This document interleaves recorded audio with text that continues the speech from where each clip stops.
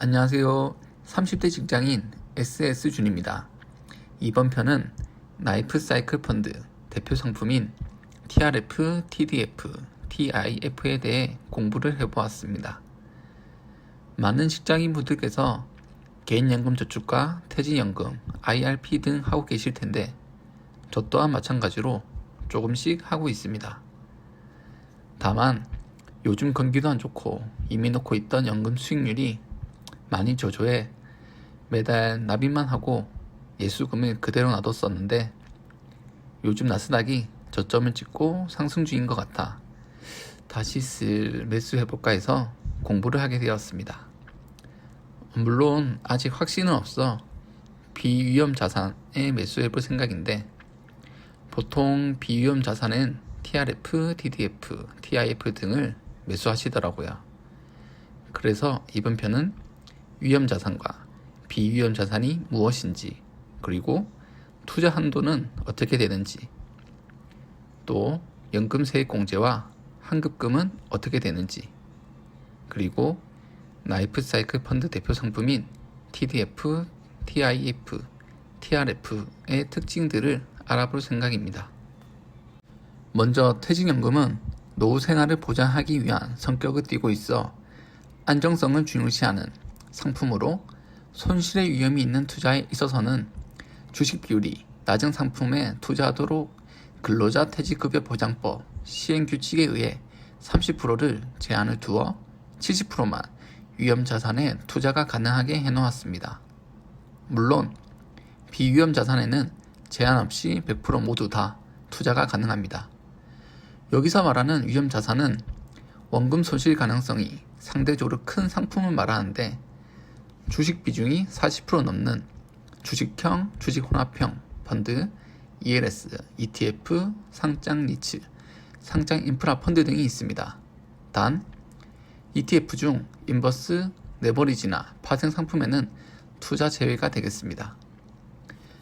비위험 자산은 은행 이적금과 같은 원리금 보장형 상품, 주식 비중이 40% 이하이면서 투자 부적격 등급 채권 비중이 30% 이하인 채권형, 채권 혼합형 펀드 및 ETF 등이 있겠습니다.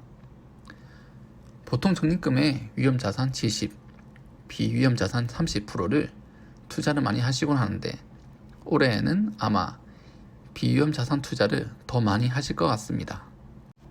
그리고 이 70대 30은 처음 매수하실 때 매수 금액 비율로 정해지겠지만 그 이후에는 평가 금액으로 나뉘어지는데 처음 매수할 때 70대 30으로 나눠서 매수하셨다 해도 매매 가액의 오름과 내림으로 매매 가액 변동이 생기면 70대 30이 만약 80대 20으로 바뀌었다면 위험 한도 초과했다고 알람이 오실 텐데 참고만 하시면 되고 굳이 70% 맞추시려고 매도하실 필요는 없습니다.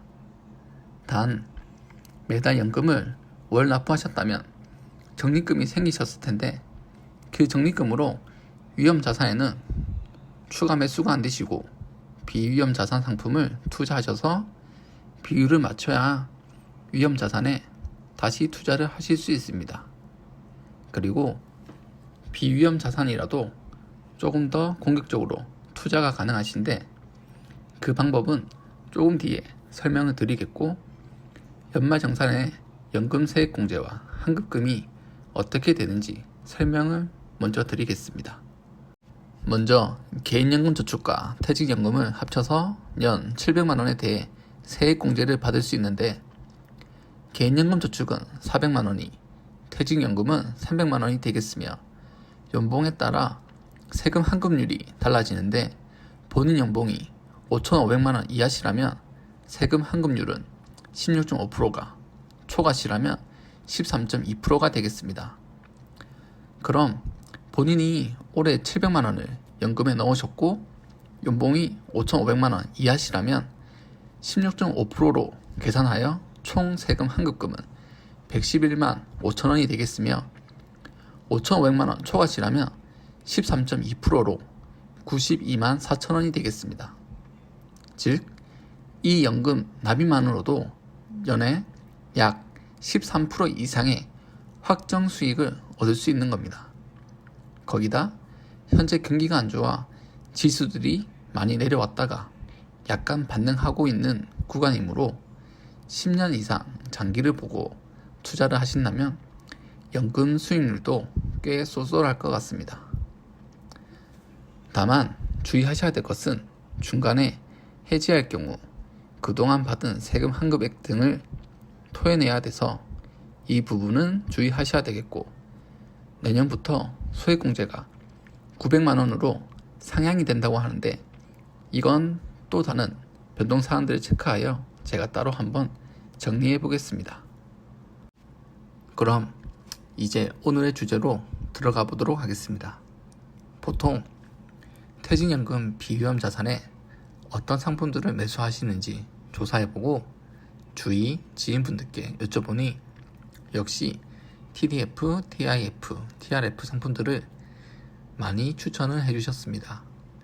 이 세 가지 펀드 모두 생애 주기에 맞춰 자산 배분을 다르게 가져간다는 점이 비슷하지만 운용 목표와 전략에선 다소 차이가 있는데 각각 어떤 특징과 운용은 어떻게 되는지에 대해 살펴보겠습니다.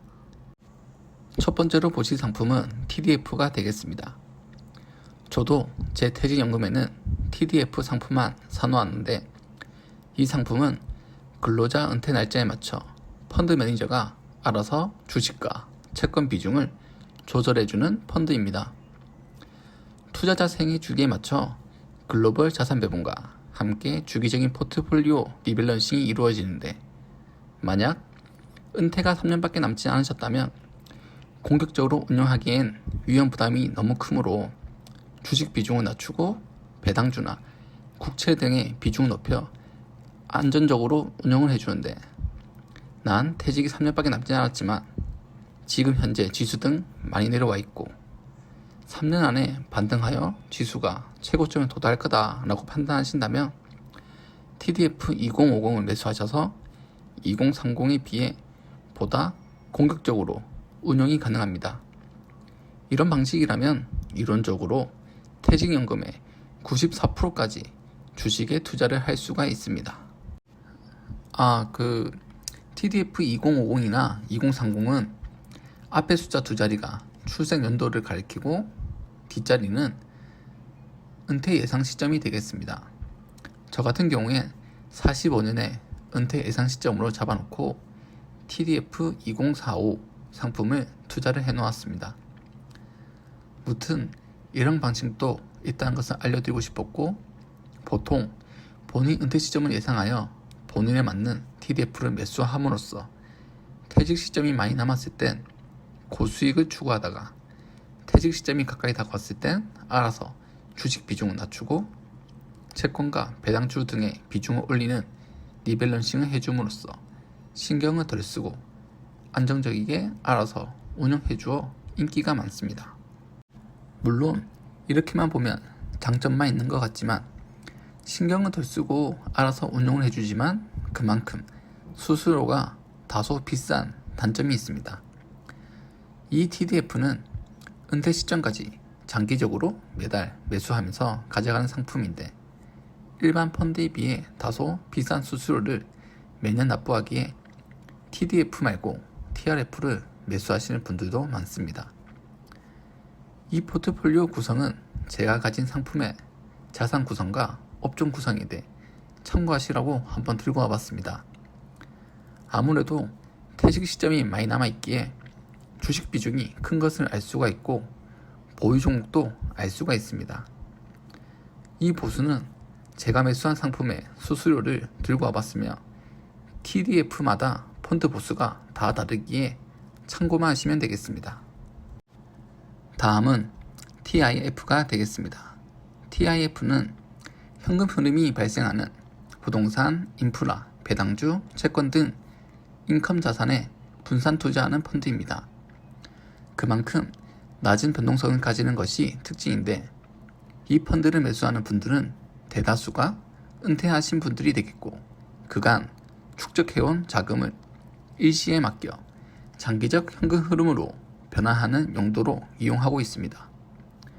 정리하자면 은퇴 이후 필요한 생활 자금을 이자, 배당 수익을 연금처럼 정기적으로 월간, 분기, 반기, 연간 단위로 받는데 초점을 둔 상품이 되겠으며 이 TIF에 편입된 자산들이 지속적인 현금 흐름을 창출해내기 때문에 현재와 같은 자산시장 하락기에도 상대적으로 안정적인 흐름을 유지하는 특징을 갖고 있기에 원금 손실이 발생하면 곤란한 실버 세대에 적합한 상품이 되겠습니다.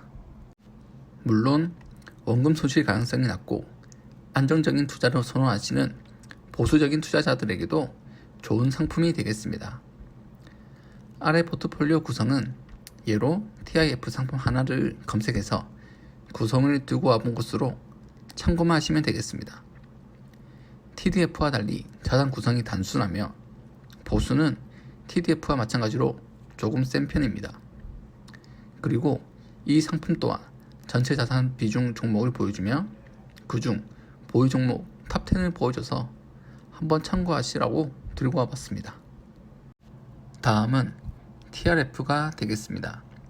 셋 중에 가장 수수료도 저렴해서 TDF와 마찬가지로 인기가 아주 많은 상품으로 TRF는 리스크에 따라 주식, 채권 등 기초자산의 비중을 다르게 배분하는데 투자자가 자신의 투자 성향에 따라 위험 자산의 비중이 낮은 펀드부터 높은 펀드까지 직접 선택할 수 있습니다.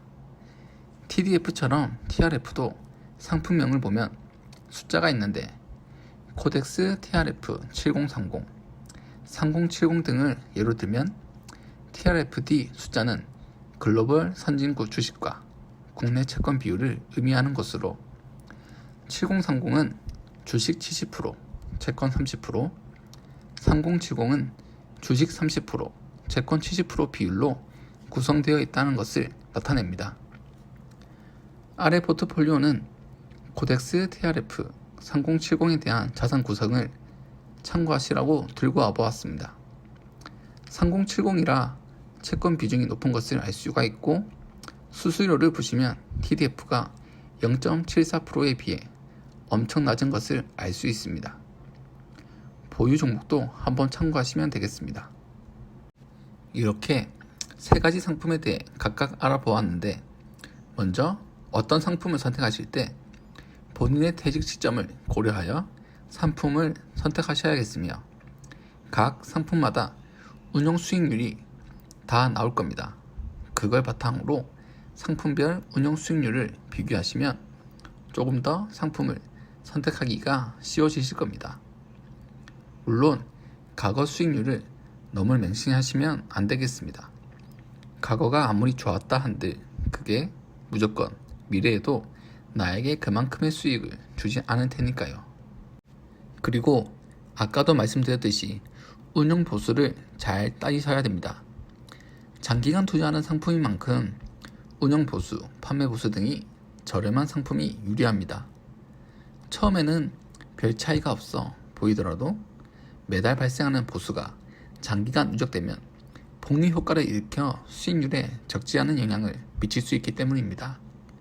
그래서 제 주위에도 TDF보단 TRF를 선택하시는 분들도 꽤 많이 있었고요. 다만 저처럼 주식과 개인연금, 퇴직연금, 위험자산만 해도 머리 아픈데 알아서 리밸런싱 해주는 상품이 좋다 하시면 TDF도 좋을 수 있습니다. 무튼 이러한 점들을 잘 숙고하셔서 비위험 자산 상품 잘 선정하셔서 자산 증식에 도움 되시길 바라고 응원하겠습니다. 이번 편도 감상해 주셔서 감사합니다.